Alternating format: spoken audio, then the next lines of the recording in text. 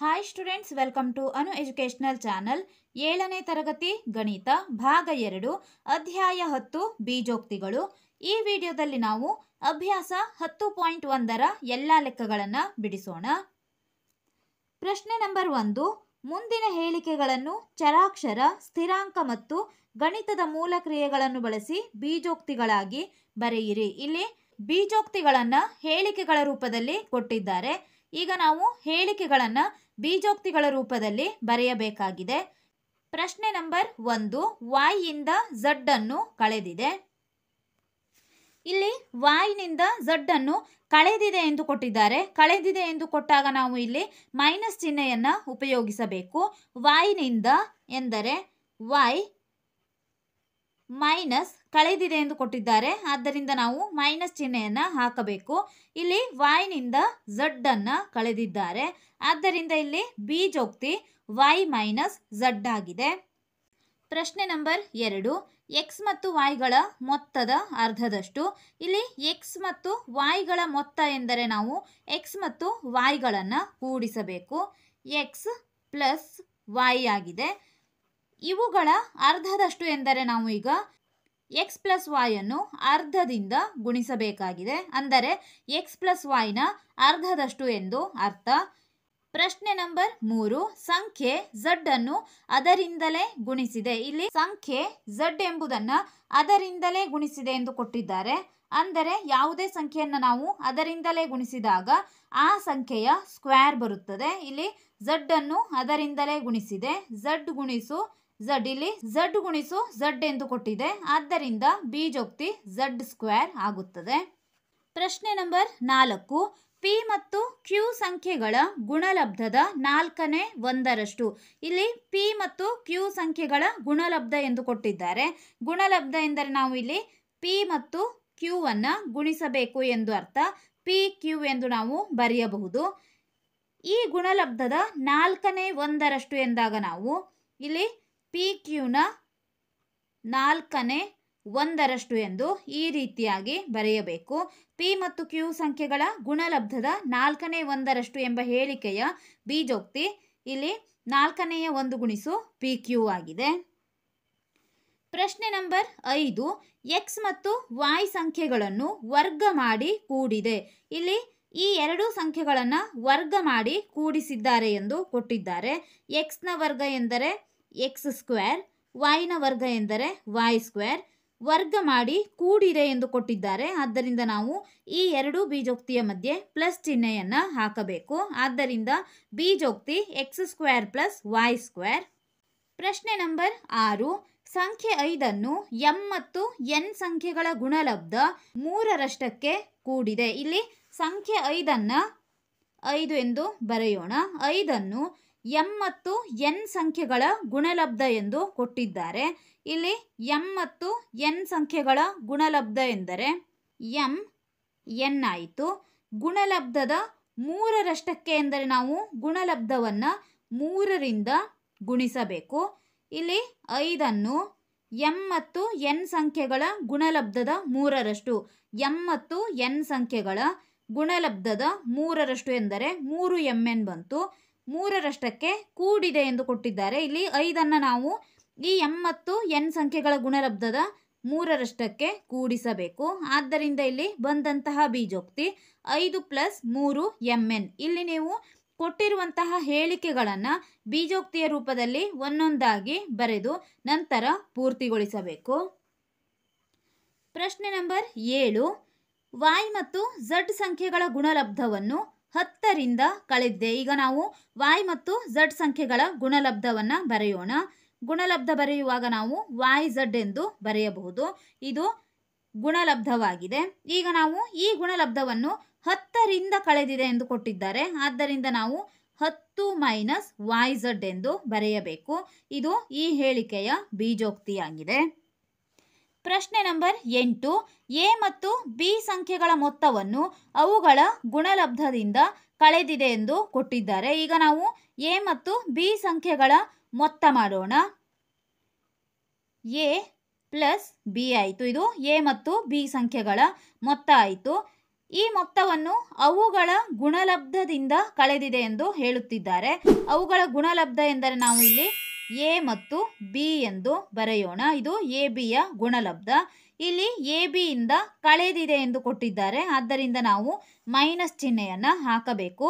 ಇಲ್ಲಿ ಹೇಳಿಕೆ A plus B ಅಂದರೆ ಎ ಮತ್ತು ಬಿ ಸಂಖ್ಯೆಗಳ ಮೊತ್ತವನ್ನು ಎಂದರೆ ಎ ಪ್ಲಸ್ ಬಿ, ಇದನ್ನು ಅವುಗಳ ಗುಣಲಬ್ಧದಿಂದ ಕಳೆದಿದೆ ಎಂದರೆ ಇಲ್ಲಿ ಎ ಇಂಟು ಬಿ, ಇದು ಎ ಬಿಯ ಗುಣಲಬ್ಧವಾಗಿದೆ. ಈ ಗುಣಲಬ್ಧದಿಂದ ನಾವು ಎ ಮತ್ತು ಬಿ ಸಂಖ್ಯೆಗಳ ಮೊತ್ತವನ್ನು ಕಳೆದಿದ್ದೇವೆ. A B minus A plus B ಉತ್ತರವಾಗಿದೆ. ಪ್ರಶ್ನೆ ನಂಬರ್ 2. ಮುಂದಿನ ಬೀಜೋಕ್ತಿಗಳಲ್ಲಿ ಬೀಜ ಪದಗಳನ್ನು ಮತ್ತು ಅವುಗಳ ಅಪವರ್ತನಗಳನ್ನು ಗುರುತಿಸಿ. ಬೀಜ ಪದಗಳನ್ನು ಮತ್ತು ಅಪವರ್ತನಗಳನ್ನು ವೃಕ್ಷ ಚಿತ್ರದಲ್ಲಿ ತೋರಿಸಿ. ಇಲ್ಲಿ ನಾವು ಕೊಟ್ಟಿರುವಂತಹ ಬೀಜೋಕ್ತಿಗಳನ್ನು ವೃಕ್ಷ ಚಿತ್ರದಲ್ಲಿ ತೋರಿಸಬೇಕು. A X minus 3. ಇಲ್ಲಿ ಅಪವರ್ತನ ವೃಕ್ಷ ಎಂದಾಗ ನಾವು ಈ ಬೀಜೋಕ್ತಿಯನ್ನು ಬೇರೆ ಬೇರೆಯಾಗಿ ಬರೆಯಬೇಕು. ಎಕ್ಸ್ ಮೈನಸ್ 3ಯ ವೃಕ್ಷ ಚಿತ್ರ. ಇಲ್ಲಿ 2 ಪದಗಳಿದ್ದಾವೆ.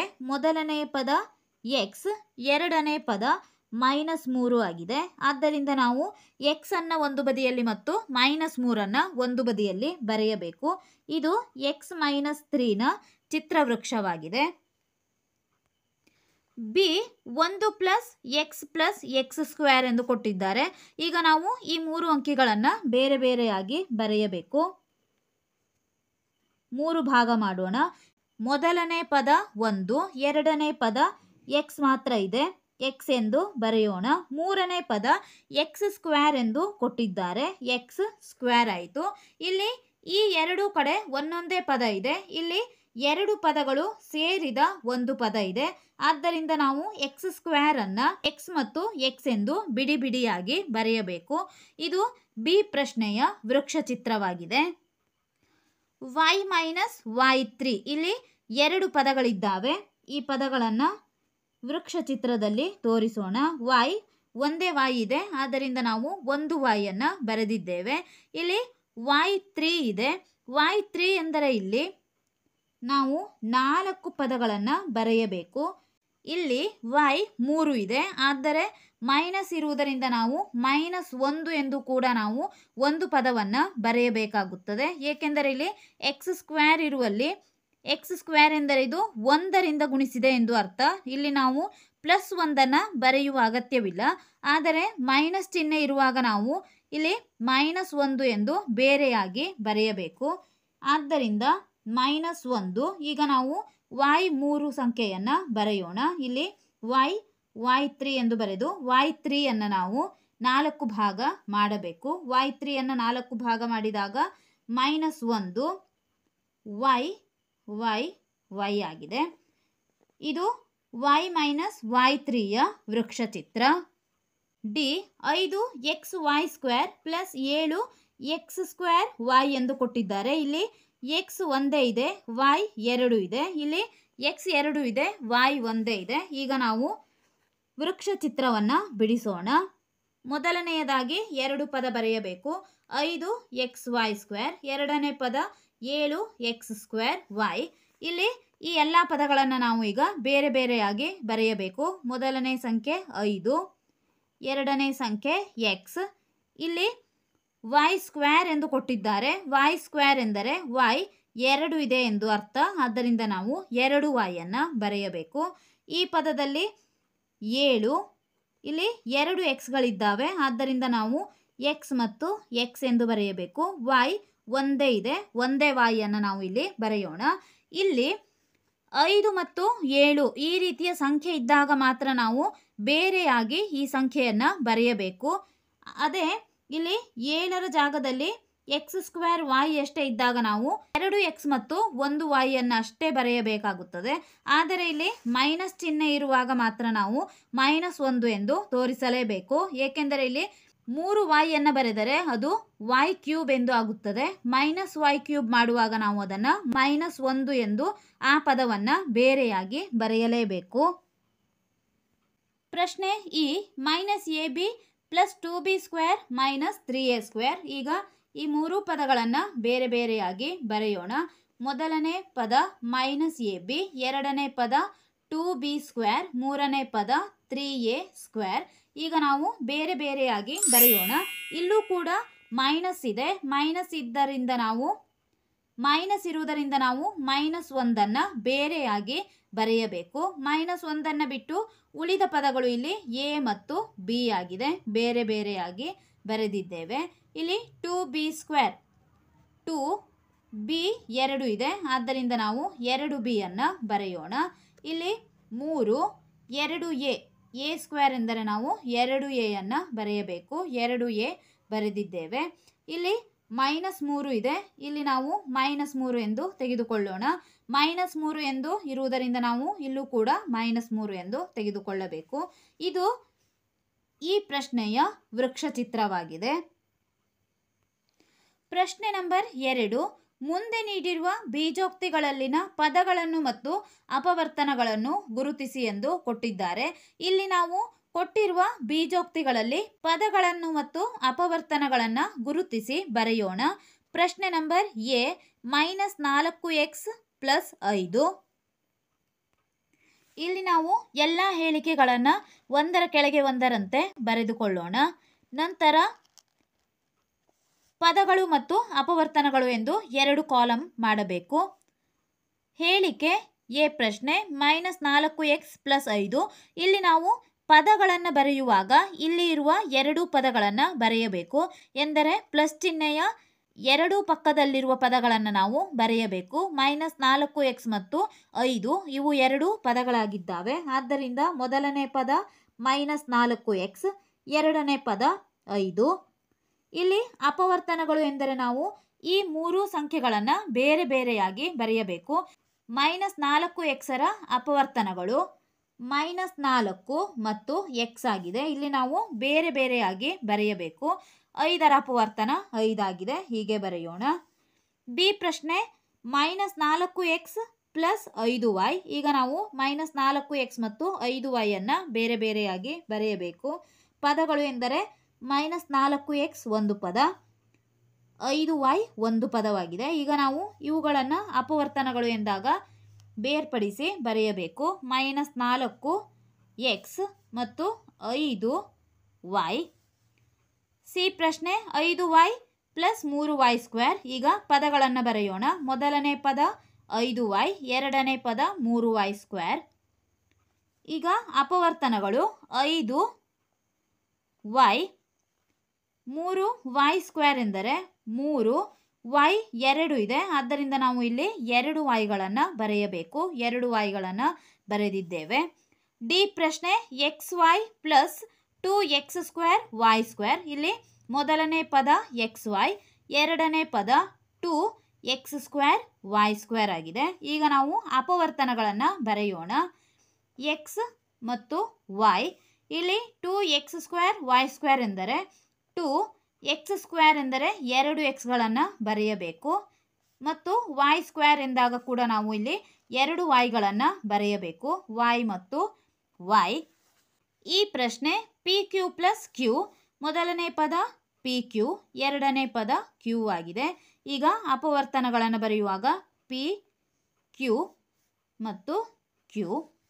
ಎಫ್ ಪ್ರಶ್ನೆ 1.2ab -2.4b + 3.6a. ಈಗ ನಾವು ಪದಗಳನ್ನು ಬರೆಯೋಣ. ಮೊದಲನೇ ಪದ 1.2ab, ಎರಡನೇ ಪದ -2.4b,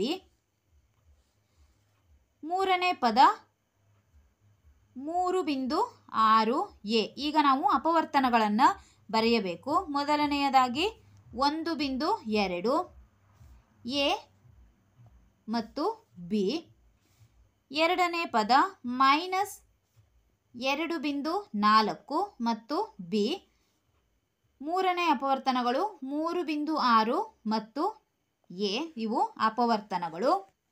ಜಿ ಪ್ರಶ್ನೆ 3/4x + 1/4. ಪದಗಳನ್ನು ಬರೆಯೋಣ. ಮೊದಲನೇ ಪದ 3/4x, ಎರಡನೇ ಪದ 1/4. ಈಗ ಅಪವರ್ತನಗಳನ್ನು ಬರೆಯೋಣ. 3/4 ಮತ್ತು x, ಇಲ್ಲಿ 1/4. ಎಚ್ ಪ್ರಶ್ನೆ 0.1 P square plus 0.2 Q square. ಈಗ ಪದಗಳನ್ನು ಬರೆಯೋಣ. ಮೊದಲನೇ ಪದ 0.1 ಪಿ ಸ್ಕ್ವೇರ್, ಎರಡನೇ ಪದ 0.2 ಕ್ಯೂ ಸ್ಕ್ವೇರ್. ಈಗ ಅಪವರ್ತನಗಳನ್ನು ಬರೆಯೋಣ.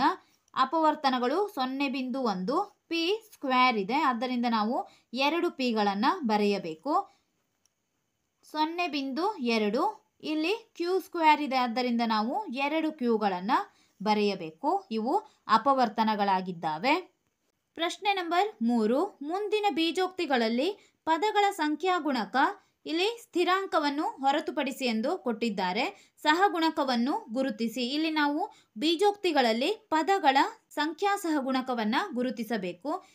ಇಲ್ಲಿ ಸ್ಥಿರಾಂಕ ಎಂದರೆ ಸಂಖ್ಯೆಗಳು ಯಾವುದೇ ಬೀಜ ಪದಗಳನ್ನು ಹೊಂದಿರಬಾರದು. ಇಲ್ಲಿ 5, 1 ಈ ರೀತಿಯ ಸಂಖ್ಯೆಗಳು ಸ್ಥಿರಾಂಕಗಳಾಗಿದ್ದಾವೆ.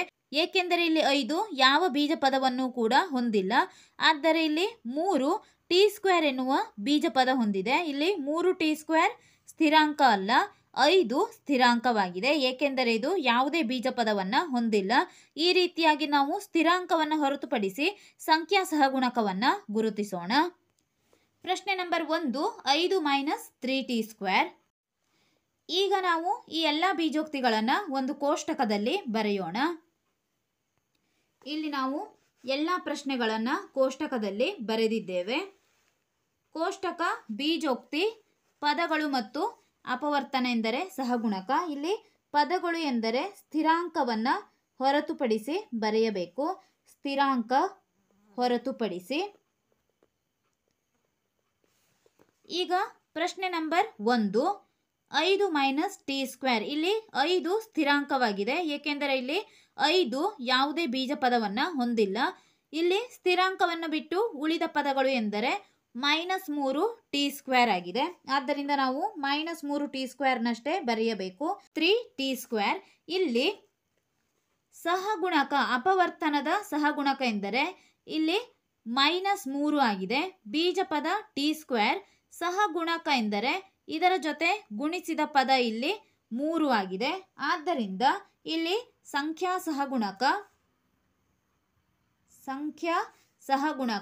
-3 ಆಗಿದೆ.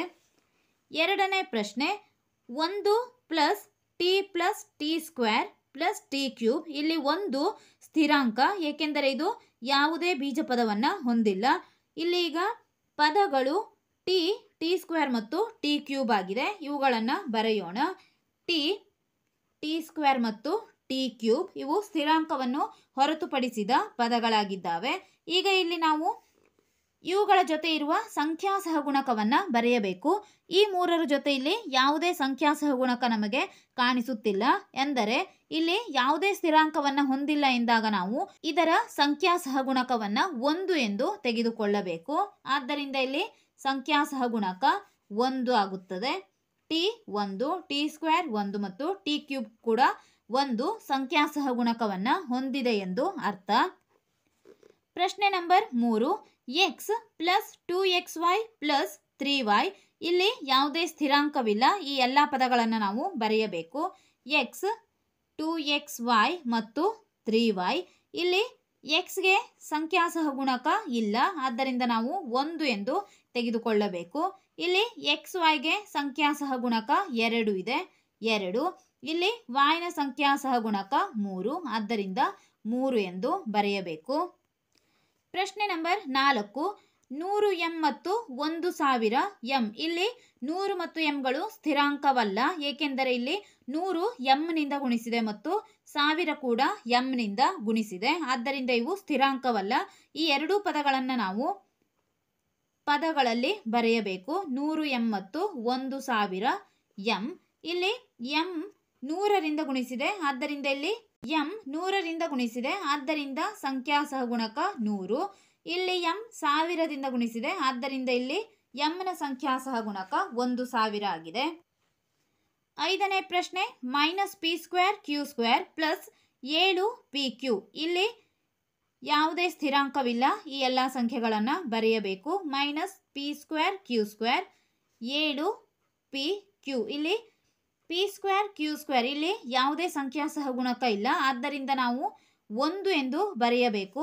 ಆದರೆ ಇಲ್ಲಿ ಮೈನಸ್ ಇರುವುದರಿಂದ ನಾವು ಸಂಖ್ಯಾ ಸಹಗುಣಕವನ್ನು -1 ಎಂದು ಬರೆಯಬೇಕಾಗುತ್ತದೆ.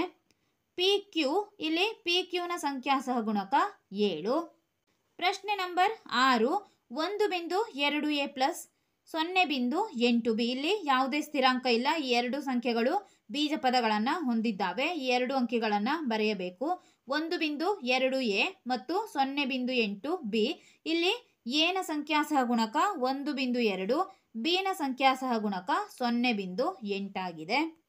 ಪ್ರಶ್ನೆ ನಂಬರ್ 7, 3.14 r². ಇಲ್ಲೂ ಕೂಡ ಸ್ಥಿರಾಂಕವಿಲ್ಲ. ಈ ಪದವನ್ನು ನಾವು ಹಾಗೆ ಬರೆಯಬೇಕು. 3.14 r². ಇಲ್ಲಿ r²ನ ಸಂಖ್ಯಾ ಸಹಗುಣಕ 3.14. ಇಲ್ಲಿ ಸಂಖ್ಯಾ ಸಹಗುಣಕ ಎಂದರೆ ಬೀಜ ಪದವನ್ನು ಬಿಟ್ಟು ಉಳಿದ ಸಂಖ್ಯೆಯನ್ನು ನಾವು ಬರೆಯಬೇಕು. 3.14. 8ನೇ ಪ್ರಶ್ನೆ, 2 ಗುಣಿಸು l ಪ್ಲಸ್ ಬಿ. ಇಲ್ಲಿ ಸ್ಥಿರಾಂಕವಿಲ್ಲ. ಈ ಪದವನ್ನು ನಾವು ಈಗ 2ರಿಂದ l ಅನ್ನು ಮತ್ತು 2ರಿಂದ b ಅನ್ನು ಗುಣಿಸಬೇಕು. 2 ಗುಣಿಸು l ಎಂದರೆ 2l, 2 ಗುಣಿಸು b ಎಂದರೆ 2b ಆಗಿದೆ. ಆದ್ದರಿಂದ 2l 2b. ಇಲ್ಲಿ l 2ರಿಂದ ಗುಣಿಸಲ್ಪಟ್ಟಿದೆ, ಆದ್ದರಿಂದ ಇಲ್ಲಿ ಸಂಖ್ಯಾ ಸಹಗುಣಕ 2. ಇಲ್ಲಿ b 2ರಿಂದ ಗುಣಿಸಲ್ಪಟ್ಟಿದೆ, ಇಲ್ಲೂ ಕೂಡ ಸಂಖ್ಯಾ ಸಹಗುಣಕ 2 ಆಗಿದೆ. 9ನೇ ಪ್ರಶ್ನೆ, 0.1y ಪ್ಲಸ್ 0.01 y². ಇಲ್ಲೂ ಕೂಡ ಸ್ಥಿರಾಂಕವಿಲ್ಲ.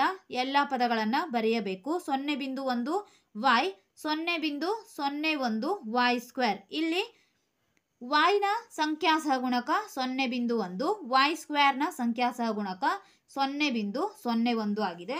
ಇಲ್ಲಿ ನಾವು ಈಗ ಎಲ್ಲ ಬೀಜೋಕ್ತಿಗಳ ಪದಗಳು ಮತ್ತು ಸಂಖ್ಯಾ ಸಹಗುಣಕವನ್ನು ಬರೆದಿದ್ದೇವೆ.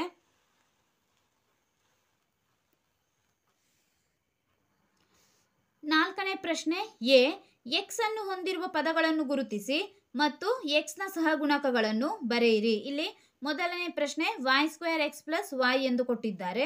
ಇಲ್ಲಿ ನಾವು x ಅನ್ನು ಹೊಂದಿರುವ ಪದಗಳನ್ನು ಗುರುತಿಸಬೇಕು. ಆ ಪದವನ್ನು ಗುರುತಿಸಿ x ನ ಜೊತೆ ಇರುವ ಸಹಗುಣಕವನ್ನು ನಾವು ಬೇರೆಯಾಗಿ ಬರೆಯಬೇಕು. ನಂತರ ಪ್ರಶ್ನೆ ಬಿ ಯಲ್ಲಿ y² ಅನ್ನು ಹೊಂದಿರುವ ಪದಗಳನ್ನು ಇಲ್ಲಿ ಗುರುತಿಸಿ y²ನ ಜೊತೆ ಇರುವ ಸಹಗುಣಕವನ್ನು ನಾವು ಬರೆಯಬೇಕು. ಮೊದಲನೆಯದಾಗಿ x ಹೊಂದಿರುವ ಪದಗಳನ್ನು ಮತ್ತು x ನ ಸಹಗುಣಕಗಳನ್ನು ಬರೆಯೋಣ. ಈಗ ನಾವು ಈ ಎಲ್ಲ ಬೀಜೋಕ್ತಿಗಳನ್ನು ಒಂದು ಕೋಷ್ಟಕದಲ್ಲಿ ಬರೆದುಕೊಳ್ಳೋಣ. ಈಗ ಇಲ್ಲಿ ನಾವು ಎಲ್ಲ ಬೀಜೋಕ್ತಿಗಳನ್ನು ಕೋಷ್ಟಕದಲ್ಲಿ ಬರೆದುಕೊಂಡಿದ್ದೇವೆ. ಈಗ ಇಲ್ಲಿ ಬೀಜೋಕ್ತಿಯ x ನೊಂದಿಗಿನ ಪದಗಳು ಮತ್ತು x ನ ಸಹಗುಣಕಗಳನ್ನು ಬರೆಯೋಣ. ಇಲ್ಲಿ ಮೊದಲನೇ ಪ್ರಶ್ನೆ y² x ಪ್ಲಸ್ y. ಇಲ್ಲಿ x ನೊಂದಿಗಿನ ಪದ ಎಂದರೆ x y²ನ ಜೊತೆಗಿದೆ, ಆದ್ದರಿಂದ ನಾವು y² x ನೊಂದಿಗಿನ ಪದ ಎಂದು ಬರೆಯಬೇಕು. y² x. ಇಲ್ಲಿ y ನ ಜೊತೆ x ಇಲ್ಲ, ಆದ್ದರಿಂದ ನಾವು ಈ y ಅನ್ನು ಬರೆಯುವ ಅವಶ್ಯಕತೆ ಇಲ್ಲ. ಇಲ್ಲಿ y² x ಆಗಿದೆ. x ನ ಸಹಗುಣಕ ಎಂದರೆ x ನ ಜೊತೆ ಇರುವ ಬೀಜ ಪದವನ್ನು ನಾವು ಬರೆಯಬೇಕು. ಇಲ್ಲಿ x ನ ಜೊತೆ ಇರುವ ಬೀಜ ಪದ y² ಆಗಿದೆ, ಆದ್ದರಿಂದ ಇಲ್ಲಿ x ನ ಸಹಗುಣಕ y². ಪ್ರಶ್ನೆ number 2, 13y² minus 8y x. ಇಲ್ಲಿ 13y²ನಲ್ಲಿ x ಇಲ್ಲ, 8y x ನಲ್ಲಿ x ಇದೆ, ಆದ್ದರಿಂದ ನಾವು 8y x ಅನ್ನು ಬರೆಯಬೇಕು. ಇದು x ನೊಂದಿಗಿನ ಪದವಾಗಿದೆ. 8y x. ಇಲ್ಲಿ x ನ ಸಹಗುಣಕ 8y ಆಗಿದೆ, ಆದ್ದರಿಂದ ನಾವು 8y ಎಂದು ಬರೆಯೋಣ. ಸಹಗುಣಕ ಎಂದರೆ ಇಲ್ಲಿ x ನ ಜೊತೆ ಗುಣಿಸಿದಂತಹ ಪದಗಳು ಎಂದು ಅರ್ಥ, ಆದ್ದರಿಂದ ಇಲ್ಲಿ ನಾವು x ನ ಜೊತೆ ಗುಣಿಸಿದ ಪದಗಳನ್ನು ಬೇರೆಯಾಗಿ ಬರೆಯಬೇಕು. ಪ್ರಶ್ನೆ number 3, x plus y plus z. ಇಲ್ಲಿ x ಒಂದೇ ಇದೆ, y ಮತ್ತು z ಇಲ್ಲಿ x ನೊಂದಿಗಿಲ್ಲ, ಆದ್ದರಿಂದ ನಾವು ಇಲ್ಲಿ ಒಂದೇ x ಅನ್ನು ಬರೆಯಬೇಕು. ಇಲ್ಲಿ x ನೊಂದಿಗಿನ ಪದ x ಮಾತ್ರ ಇದೆ. x ನ ಸಹಗುಣಕ ಇಲ್ಲಿ ಯಾವುದೇ ಸಂಖ್ಯೆ ಇಲ್ಲ, ಆದ್ದರಿಂದ ನಾವು ಯಾವುದೇ ಸಂಖ್ಯೆ ಇಲ್ಲ ಎಂದಾಗ ಆ ಸಹಗುಣಕ 1 ಎಂದು ತೆಗೆದುಕೊಳ್ಳಬೇಕು. ಪ್ರಶ್ನೆ number 4, 5 plus z plus zx. ಇಲ್ಲಿ 5 ಮತ್ತು z ನ ಜೊತೆ x ಇಲ್ಲ, zx ನ ಜೊತೆ x ಇದೆ, ಆದ್ದರಿಂದ ನಾವು zx ಎಂದು ಬರೆಯೋಣ. ಇಲ್ಲಿ x z ನೊಂದಿಗೆ ಗುಣಿಸಿದೆ, ಆದ್ದರಿಂದ ಇಲ್ಲಿ x ನ ಸಹಗುಣಕ z ಆಗಿದೆ. ಐದನೇ ಪ್ರಶ್ನೆ 1 plus X plus X Y. ಇಲ್ಲಿ ಎಕ್ಸ್ ಮತ್ತು ಎಕ್ಸ್ ವೈ ಎರಡು ಕೂಡ ಎಕ್ಸ್ನೊಂದಿಗಿನ ಪದಗಳಾಗಿದ್ದಾವೆ. ಎಕ್ಸ್ ಮತ್ತು ಎಕ್ಸ್ ವೈ. ಇಲ್ಲಿ ಎಕ್ಸ್ನ ಸಹಗುಣಕ ಯಾವುದೂ ಇಲ್ಲ. ಯಾವುದೇ ಸಹಗುಣಕ ಇಲ್ಲ ಎಂದಾಗ ನಾವು ಒಂದನ್ನು ಸಹಗುಣಕ ಎಂದು ತೆಗೆದುಕೊಳ್ಳಬೇಕು. ಎಕ್ಸ್ ವೈ ಇದೆ. ಇಲ್ಲಿ ಎಕ್ಸ್ ವೈನ ಜೊತೆ ಗುಣಿಸಿದೆ, ಆದ್ದರಿಂದ ಇಲ್ಲಿ ಎಕ್ಸ್ನ ಸಹಗುಣಕ ವೈ. ಆರನೇ ಪ್ರಶ್ನೆ 12 ಎಕ್ಸ್ ವೈ ಸ್ಕ್ವೇರ್ ಪ್ಲಸ್ 25. ಇಲ್ಲಿ ಎಕ್ಸ್ 12 ಎಕ್ಸ್ ವೈ ಸ್ಕ್ವೇರ್ ಜೊತೆ ಇದೆ, ಆದ್ದರಿಂದ ನಾವು 12 ಎಕ್ಸ್ ವೈ ಸ್ಕ್ವೇರನ್ನು ಬರೆಯೋಣ. ಇಲ್ಲಿ ಎಕ್ಸ್ನ ಸಹಗುಣಕಗಳು 12 ಮತ್ತು ವೈ ಸ್ಕ್ವೇರ್ ಆಗುತ್ತವೆ. 12 ವೈ ಸ್ಕ್ವೇರ್ ಇದು ಎಕ್ಸ್ನ ಸಹಗುಣಕಗಳಾಗಿದ್ದಾವೆ. ಪ್ರಶ್ನೆ number 7 X plus X Y square. ಇಲ್ಲಿ 7 ಕೂಡ ಎಕ್ಸ್ನ ಜೊತೆ ಇದೆ ಮತ್ತು ವೈ ಸ್ಕ್ವೇರ್ ಕೂಡ ಎಕ್ಸ್ನ ಜೊತೆ ಇದೆ. ಇಲ್ಲಿ ನಾವು ಈಗ ಎರಡು ಪದಗಳನ್ನು ಬರೆಯಬೇಕು, 7x ಮತ್ತು ಎಕ್ಸ್ ವೈ. ಎಕ್ಸ್ನ ಸಹಗುಣಕ 7, ಇಲ್ಲಿ ಎಕ್ಸ್ನ ಸಹಗುಣಕ ವೈ ಆಗಿದೆ. ಇಲ್ಲಿ ನಾವು ಎಲ್ಲ ಪದಗಳು ಮತ್ತು ಸಹಗುಣಕಗಳನ್ನು ಬರೆದಿದ್ದೇವೆ. ಬಿ ಪ್ರಶ್ನೆ ವೈ ಸ್ಕ್ವೇರ್ ಅನ್ನು ಹೊಂದಿರುವ ಪದಗಳನ್ನು ಗುರುತಿಸಿ ಮತ್ತು ವೈ ಸ್ಕ್ವೇರ್ನ ಸಹಗುಣಕವನ್ನು ಬರೆಯಿರಿ. ಇಲ್ಲಿ ವೈ ಸ್ಕ್ವೇರನ್ನು ಹೊಂದಿರುವ ಪದಗಳನ್ನು ಗುರುತಿಸಿ ನಾವು ವೈ ಸ್ಕ್ವೇರ್ನ ಜೊತೆ ಇರುವ ಸಹಗುಣಕಗಳನ್ನು ಬರೆಯೋಣ. ಮೊದಲನೆಯದಾಗಿ ಈ 3 ಬೀಜೋಕ್ತಿಗಳನ್ನು ಕೋಷ್ಟಕದಲ್ಲಿ ಬರೆದುಕೊಳ್ಳೋಣ. ಇಲ್ಲಿ ಬೀಜೋಕ್ತಿಗಳನ್ನು ಬರೆದಿದ್ದೇವೆ. ಮೊದಲನೇ ಪ್ರಶ್ನೆ 8 ಮೈನಸ್ ಎಕ್ಸ್ ವೈ ಸ್ಕ್ವೇರ್. ಇಲ್ಲಿ ವೈ ಸ್ಕ್ವೇರ್ನೊಂದಿಗಿನ ಪದ ಎಂದರೆ ವೈ ಸ್ಕ್ವೇರ್ ಎಕ್ಸ್ನ ಜೊತೆ ಇದೆ, 8ರ ಜೊತೆ ವೈ ಸ್ಕ್ವೇರ್ ಇಲ್ಲ, ಆದ್ದರಿಂದ ಇಲ್ಲಿ ಎಕ್ಸ್ ವೈ ಸ್ಕ್ವೇರ್ನೊಂದಿಗಿನ ಪದವಾಗಿದೆ. ಇಲ್ಲಿ ಎಕ್ಸ್ ವೈ ಸ್ಕ್ವೇರ್ ಎಂದು ಬರೆಯಬೇಕು. ಇಲ್ಲಿ ವೈ ಸ್ಕ್ವೇರ್ನ ಸಹಗುಣಕ, ಇಲ್ಲಿ ಮೈನಸ್ ಚಿಹ್ನೆ ಇದೆ, ಮೈನಸ್ ಚಿಹ್ನೆಯನ್ನು ಕೂಡ ಬರೆಯಬೇಕು. ಮೈನಸ್ ಎಕ್ಸ್ ವೈ ಸ್ಕ್ವೇರ್ ಆಯಿತು. ವೈ ಸ್ಕ್ವೇರ್ನ ಸಹಗುಣಕ ವೈ ಸ್ಕ್ವೇರ್ ಇಲ್ಲಿ ಮೈನಸ್ ಎಕ್ಸ್ನ ಜೊತೆ ಗುಣಿಸಿದೆ, ಆದ್ದರಿಂದ ಇಲ್ಲಿ ಸಹಗುಣಕ ಮೈನಸ್ ಎಕ್ಸ್ ಆಯಿತು. 5 ವೈ ಸ್ಕ್ವೇರ್ ಪ್ಲಸ್ 7x. ಇಲ್ಲಿ 7xನ ಜೊತೆ ವೈ ಸ್ಕ್ವೇರ್ ಇಲ್ಲ, ವೈ ಸ್ಕ್ವೇರ್ 5 ವೈ ಸ್ಕ್ವೇರ್ ಆಗಿದೆ. ಇಲ್ಲಿ 5 ವೈ ಸ್ಕ್ವೇರ್ ಎಂದು ಬರೆಯೋಣ. ಇಲ್ಲಿ ವೈ ಸ್ಕ್ವೇರ್ 5ಕ್ಕೆ ಗುಣಿಸಿದೆ, ಆದ್ದರಿಂದ ಇಲ್ಲಿ ವೈ ಸ್ಕ್ವೇರ್ನ ಸಹಗುಣಕ 5. ಪ್ರಶ್ನೆ number 3 2x square Y minus 15 X Y square plus 7 Y square. ಇಲ್ಲಿ 2x ಸ್ಕ್ವೇರ್ ವೈ ಎಂದರೆ ಇಲ್ಲಿ ಒಂದೇ ವೈ ಇದೆ, 2 ವೈ ಇಲ್ಲ, ಆದ್ದರಿಂದ ನಾವು ಈ ಪದವನ್ನು ತೆಗೆದುಕೊಳ್ಳುವಂತಿಲ್ಲ. ಎರಡನೇ ಪದ ಮೈನಸ್ 15 ಎಕ್ಸ್ ವೈ ಸ್ಕ್ವೇರ್. ಇಲ್ಲಿ ವೈ ಸ್ಕ್ವೇರ್ ಇದೆ, ಆದ್ದರಿಂದ ನಾವು ಈ ಪದವನ್ನು ತೆಗೆದುಕೊಳ್ಳೋಣ. 15 ಎಕ್ಸ್ ವೈ ಸ್ಕ್ವೇರ್. ಮೂರನೇ ಪದದಲ್ಲೂ ಕೂಡ ವೈ ಸ್ಕ್ವೇರ್ ಇದೆ, 7 ವೈ ಸ್ಕ್ವೇರ್. ಇಲ್ಲಿ ವೈ ಸ್ಕ್ವೇರ್ ಮೈನಸ್ 15 ಎಕ್ಸಿಂದ ಗುಣಿಸಿದೆ, ಆದ್ದರಿಂದ ವೈ ಸ್ಕ್ವೇರ್ನ ಸಹಗುಣಕ ಮೈನಸ್ 15 ಎಕ್ಸ್ ಆಯಿತು. ಇಲ್ಲಿ ವೈ ಸ್ಕ್ವೇರ್ 7ರಿಂದ ಗುಣಿಸಿದೆ, ಆದ್ದರಿಂದ ಸಹಗುಣಕ 7. ಪ್ರಶ್ನೆ ನಂಬರ್ 5 ಏಕಪದೋಕ್ತಿ, ದ್ವಿಪದೋಕ್ತಿ ಮತ್ತು ತ್ರಿಪದೋಕ್ತಿಗಳಾಗಿ ವಿಂಗಡಿಸಿ. ಇಲ್ಲಿ ನಾವು ಏಕಪದೋಕ್ತಿ, ದ್ವಿಪದೋಕ್ತಿ ಮತ್ತು ತ್ರಿಪದೋಕ್ತಿಯನ್ನು ಸುಲಭವಾಗಿ ಗುರುತಿಸಬಹುದು. ಹೇಗೆಂದರೆ ಇಲ್ಲಿ ಏಕಪದೋಕ್ತಿ ಎಂದರೆ ಒಂದೇ ಸಂಖ್ಯೆ ಇರುತ್ತದೆ. ಅದೇ ದ್ವಿಪದೋಕ್ತಿ ಎಂದಾಗ ಇಲ್ಲಿ ಮಧ್ಯ 2 ಬೀಜೋಕ್ತಿಯ ಮಧ್ಯ ಮೈನಸ್ ಅಥವಾ ಪ್ಲಸ್ ಚಿಹ್ನೆ ಇರುತ್ತದೆ. ತ್ರಿಪದೋಕ್ತಿ ಎಂದಾಗ 3 ಸಂಖ್ಯೆಗಳ ಮಧ್ಯೆ ಪ್ಲಸ್ ಅಥವಾ ಮೈನಸ್ ಚಿಹ್ನೆ ಇರುತ್ತದೆ. ಇಲ್ಲಿ 3 ಬೀಜ ಪದಗಳು ಇದ್ದಾಗ ಇದು ತ್ರಿಪದೋಕ್ತಿ, 2 ಬೀಜ ಪದಗಳು ಇದ್ದಾಗ ಇದು ದ್ವಿಪದೋಕ್ತಿ, ಒಂದೇ ಬೀಜ ಪದ ಇತ್ತು ಎಂದಾಗ ಅದು ಏಕಪದೋಕ್ತಿಯಾಗುತ್ತದೆ. ನೀವು ಸುಲಭವಾಗಿ ಗುರುತಿಸಬಹುದು. ಈಗ ನಾವು ಈ ಎಲ್ಲ ಬೀಜೋಕ್ತಿಗಳನ್ನು ಬರೆದುಕೊಳ್ಳೋಣ. ಇಲ್ಲಿ ನಾವು ಈಗ ಎಲ್ಲ ಬೀಜೋಕ್ತಿಗಳನ್ನು ಬರೆದುಕೊಂಡಿದ್ದೇವೆ. ಮೊದಲನೇ ಪ್ರಶ್ನೆ 4y ಮೈನಸ್ 7z. ಇಲ್ಲಿ 2 ಪದಗಳಿದ್ದಾವೆ, 2 ಬೀಜ ಪದಗಳಿವೆ, ಆದ್ದರಿಂದ ಇದು ದ್ವಿಪದೋಕ್ತಿ. ದ್ವಿ ಎಂದರೆ 2 ಎಂದು ಅರ್ಥ, ದ್ವಿಪದೋಕ್ತಿ. ಎರಡನೇ ಪ್ರಶ್ನೆ ವೈ ಸ್ಕ್ವೇರ್. ಇಲ್ಲಿ ಒಂದೇ ಪದ ಇದೆ, ಆದ್ದರಿಂದ ಇದು ಏಕಪದೋಕ್ತಿ. ಮೂರನೇ ಪ್ರಶ್ನೆ ಇಲ್ಲಿ 3 ಪದಗಳಿದ್ದಾವೆ, 1 2 3, ಆದ್ದರಿಂದ ಇದು ತ್ರಿಪದೋಕ್ತಿ.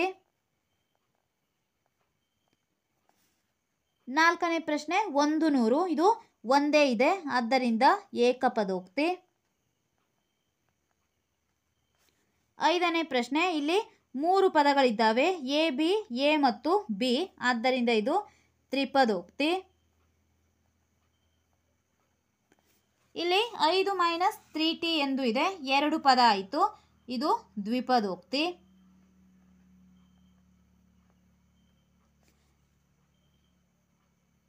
ಏಳನೇ ಪ್ರಶ್ನೆ, ಇಲ್ಲೂ ಕೂಡ 2 ಪದ ಇದೆ, ಇದು ಕೂಡ ದ್ವಿಪದೋಕ್ತಿ. ಎಂಟನೇ ಪ್ರಶ್ನೆ, ಏಕಪದೋಕ್ತಿ, ಒಂದೇ ಪದ ಇದೆ. ಒಂಬತ್ತನೇ ಪ್ರಶ್ನೆ, ಇಲ್ಲಿ 3 ಪದಗಳಿದ್ದಾವೆ, ಆದ್ದರಿಂದ ತ್ರಿಪದೋಕ್ತಿ. ಹತ್ತನೇ ಪ್ರಶ್ನೆ, 2 ಪದಗಳು, ದ್ವಿಪದೋಕ್ತಿ. 11, ಇಲ್ಲೂ ಕೂಡ 2 ಪದಗಳಿದ್ದಾವೆ, ದ್ವಿಪದೋಕ್ತಿ.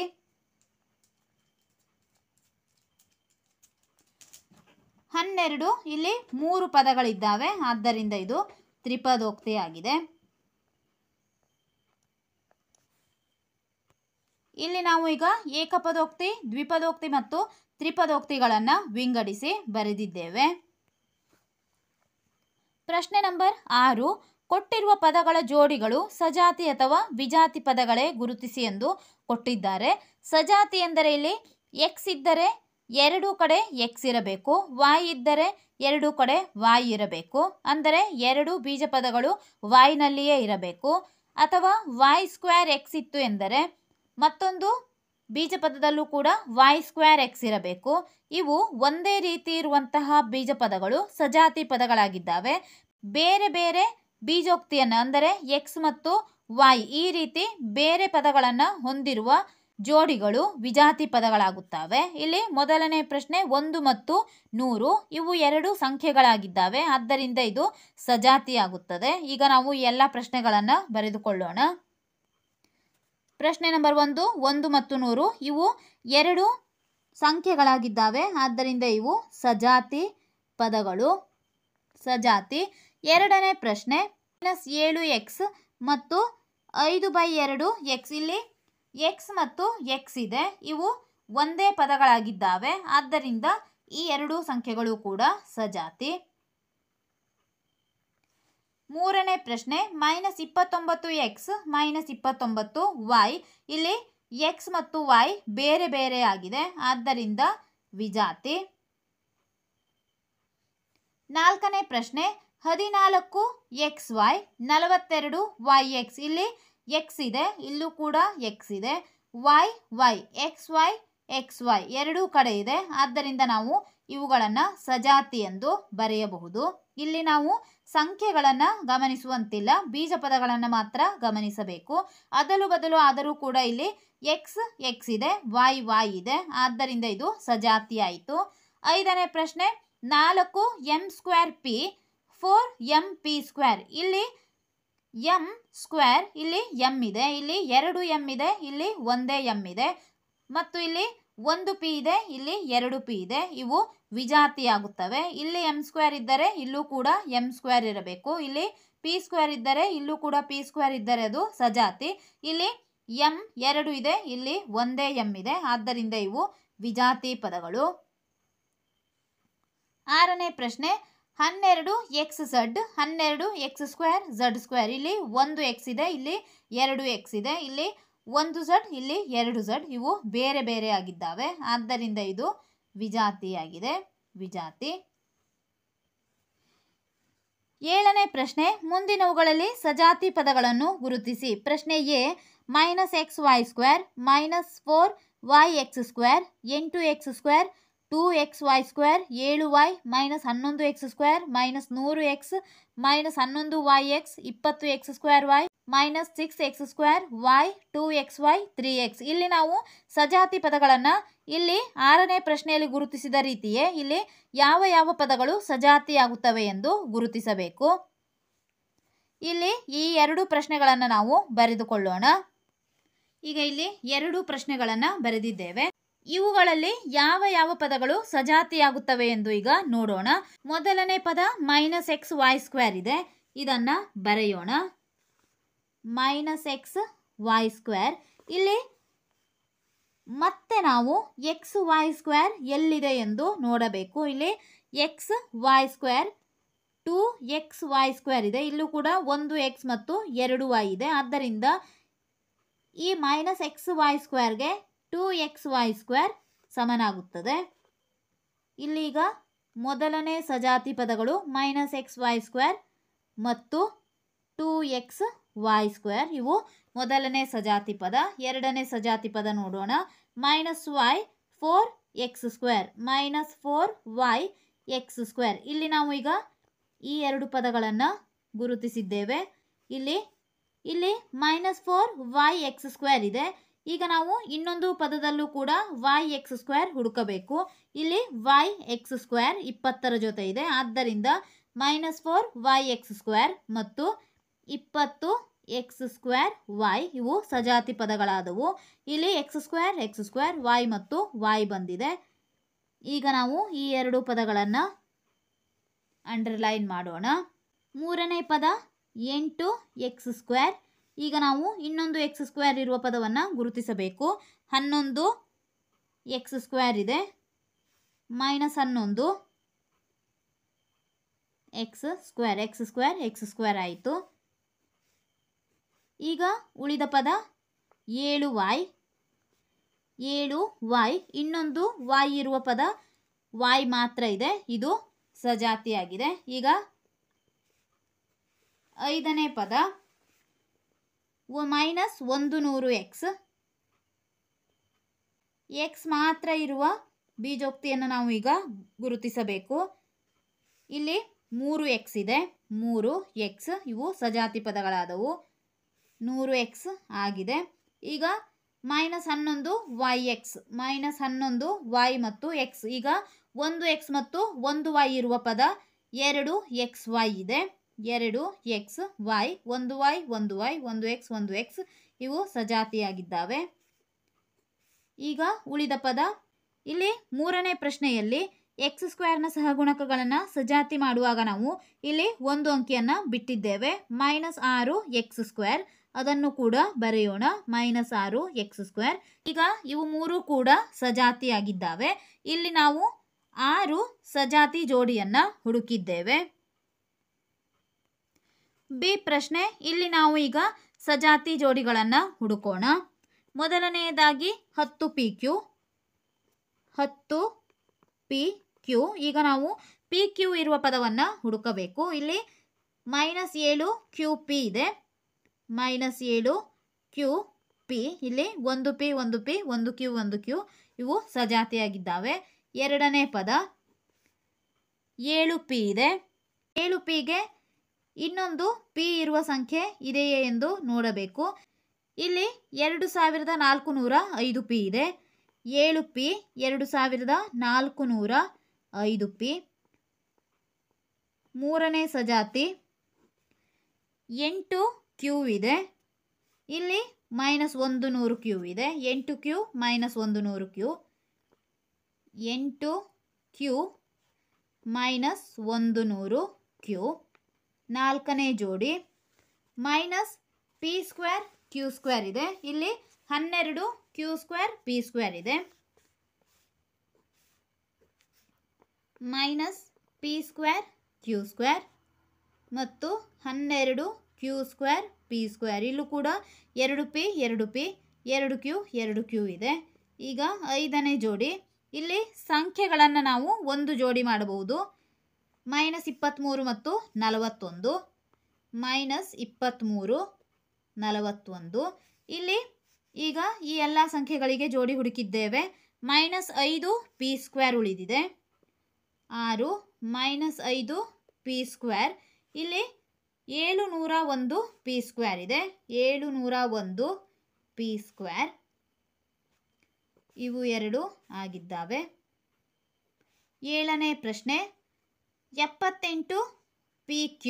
ಇಲ್ಲಿ pq ಅನ್ನು ನಾವು ಒಂದಕ್ಕೆ ಸೇರಿಸಬಹುದು. 78qp ಇದೆ. ಇಲ್ಲೂ ಕೂಡ qp ಇದೆ. ಆದ್ದರಿಂದ ನಾವು ಒಂದನೇ ಪ್ರಶ್ನೆಗೆ ಸೇರಿಸೋಣ. 78qp.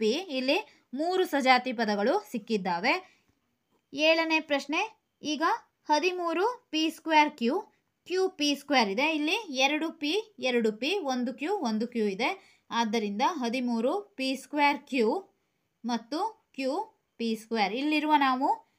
ಇಲ್ಲಿ ನಾವು ಈಗ ಎಲ್ಲ ಸಜಾತಿ ಪದಗಳನ್ನು ಗುರುತಿಸಿದ್ದೇವೆ.